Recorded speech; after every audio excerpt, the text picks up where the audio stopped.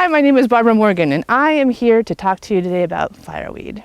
This is Camerian agostifolium. It is one of the pioneer species that will come in after a disturbance like a fire.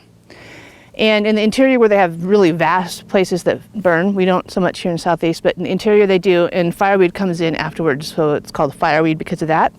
It's also called fireweed because in the fall, when it turns color, it's often a real fiery kind of a color, and so you get like fire kind of in the vegetation because of that. And then it is called summer's fuse because it kind of looks like it's lit on fire. When summer starts, the bottom of the spike of flowers will start blooming, and then it moves up the spike as summer progresses.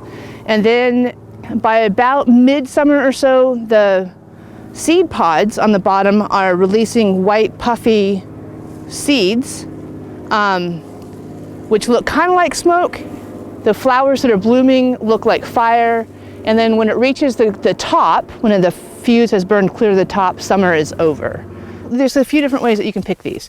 I have a friend who actually just picks individual flowers like this so that she has the most control over what she's getting, which is really slow. I don't like doing that. So I reach and grab like handfuls of flowers from the areas that I want, like this. But I leave the ones that have not yet bloomed out because those will continue blooming. They're not really very ready yet anyway. Some people though do take from just at the base of where they're blooming and just strip all the way up, which is fast.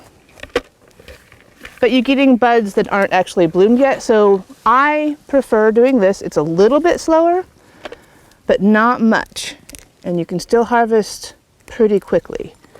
And you're just gonna harvest. There's usually a lot of bugs when you're doing these, not ones in the flowers. They don't stay in the flowers. They're biting bugs and they want to come and bite you because they're defending their territory. You can kind of shake them a little bit if you want to.